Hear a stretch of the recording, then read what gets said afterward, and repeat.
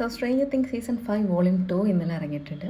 ഞാനത് കണ്ടു. ഇന്നലെ കണ്ടു കഴിഞ്ഞിട്ട് ഇന്നലെ ഞാൻ കുറേ പേരെ കമൻസ് കണ്ടു. വോളിയം 2 അത്രയ്ക്ക് അങ്ങടെ ആയില്ല, വോളിയം 1ൻ്റെ അത്ര എഫക്റ്റ് ആയില്ല, അല്ലെങ്കിൽ ബാക്കിയുള്ള സീസണിൻ്റെ ഒന്നും അത്ര ഒരു തോന്നിയില്ല, ഇതാണോ വോളിയം 2 എന്നൊക്കെ ചോദിച്ചിട്ട്. പിന്നെ എന്താ പറയുക, കുറേ വേറെ കമൻസ് ഞാൻ കണ്ടത് എന്താ പറയുക, ഈ ഒരു കാരണം കാണിക്കാനായിരുന്നു ഇത്രയും സീസൺ 5 വരെ വലിച്ചു നീട്ടിയത്, എന്നാൽ പിന്നെ നേരത്തെ കാണിക്കുന്നില്ല. എനിക്ക് പേഴ്സണലി ഞാൻ നല്ല ഇഷ്ടപ്പെട്ടിട്ട് തന്നെ കണ്ട, ഞാൻ എൻജോയ് ചെയ്തു. ഒരു കാര്യം ഞാൻ ഓൾറെഡി ഡഫർ ബ്രദേഴ്സ് പറഞ്ഞിട്ടുണ്ടായിരുന്നു, വോളിയം 2 എന്ന് വെച്ചാൽ കൂടുതൽ ഇമോഷൻസ് ആയിരിക്കും, കൂടുതൽ ഇമോഷണൽ ടൈപ്പ് ആയിരിക്കും.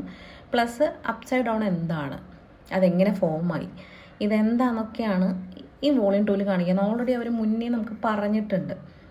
സോ ഞാൻ വേണമെങ്കിൽ അത് ഓൾറെഡി പറഞ്ഞ കാരണം നമുക്ക് ഇനി കൂടുതൽ എക്സ്പെക്റ്റേഷൻ എന്ന് വെച്ചാൽ വേറെ ഇതൊന്നും ആലോചിക്കേണ്ട ആവശ്യമില്ല. എനിക്ക് തോന്നുന്ന ആൾക്കാർ എക്സ്പെക്റ്റ് ചെയ്തു ചിലപ്പോൾ ഡെമോഗോർഗൻസ് ആയിട്ടുള്ള ഒരു ഫൈറ്റ്സ്, മൈക്ക് വില്ല് ഇവരൊക്കെ കൂടിയിട്ട്, പ്രത്യേകിച്ച് നമ്മുടെ 11-ഉം വില്ലും കൂടിയിട്ട് ഇവരൊക്കെ ഡെമോഗോർഗനായിട്ട് വല്ല ഫൈറ്റ്സ് ഉണ്ടായിരിക്കും. ഇതൊക്കെ ആൾക്കാർ പ്രതീക്ഷിച്ചോന്ന് എനിക്കറിയില്ല, ചിലപ്പോൾ അതുകൊണ്ടായിരിക്കാം. പിന്നെ അടുത്തൊരു കാര്യം, എന്തുകൊണ്ട് ഈ സീസൺ 5 വരെ എത്തിച്ചു എന്ന് ചോദിച്ച ഞാൻ പറയാനാണെങ്കിൽ, എനിക്കോട് സ്ട്രേഞ്ചർ തിങ്സ് പക്ക ശരിക്കും കണ്ടിട്ടുണ്ടെങ്കിൽ മനസ്സിലാവും എന്തുകൊണ്ട് 5ാമത്തെ സീസൺ വരെ ഇവിടെ എത്തി, സ്റ്റോറി ഇങ്ങനെ എത്തിയതെന്ന് നമുക്ക് മനസ്സിലാവും. ഓരോ സീസണിലും ഓരോ ലെയേഴ്സ് ആയിരുന്നു കാണിച്ചുകൊണ്ടിരുന്നത്. ഇത് ശരിക്കും പക്ക ഒരു ലെയർ പോലെയാണ്.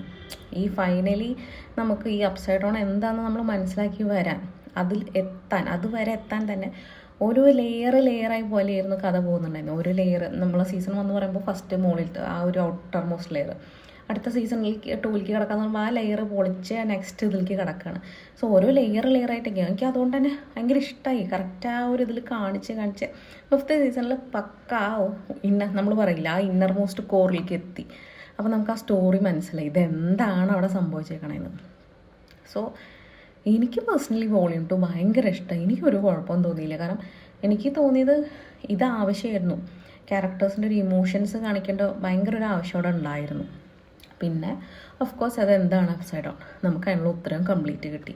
പിന്നെ വേറൊരു കാര്യം എന്ന് വെച്ചാൽ ഡഫർ ബ്രദേഴ്സ് ഓൾറെഡി മുന്നേ തന്നെ ഹിൻഡ് തന്നിട്ടുണ്ട് നമുക്ക്. ഡഫർ ബ്രദേഴ്സ് മാത്രമല്ല, നമ്മൾ സ്ട്രേഞ്ചർ തിങ്സ് ശരിക്കും ഇരുന്ന് കണ്ടിട്ടുണ്ടെങ്കിൽ നമുക്ക് ഓൾറെഡി പല സീസണിലും പല എപ്പിസോഡുകളിലും നമുക്ക് ഹിൻഡ് കിട്ടിയിട്ടുണ്ട്. ഇത് സയൻറ്റിഫിക് റീസൺ കൊണ്ടാണ് പലതും നടക്കണത് എന്നുള്ള രീതിയിൽ പല ഹിൻസ് നമുക്ക് തന്നിട്ടുണ്ട്. സോ ഞാൻ പറയുകയാണെങ്കിൽ നമുക്ക് എല്ലാം കൂട്ടി നമ്മുടെ എല്ലാം കണക്ട് ചെയ്ത് കഴിഞ്ഞാൽ നമുക്ക് മനസ്സിലാവും. അപ്പം ഞാൻ പറയുകയാണെങ്കിൽ അതൊക്കെ നമ്മൾ കണക്ട് ചെയ്ത് നോക്കി നമുക്ക് വോളിയം 2 നമ്മൾ കറക്റ്റാന്ന് തന്നെ പറയുള്ളൂ.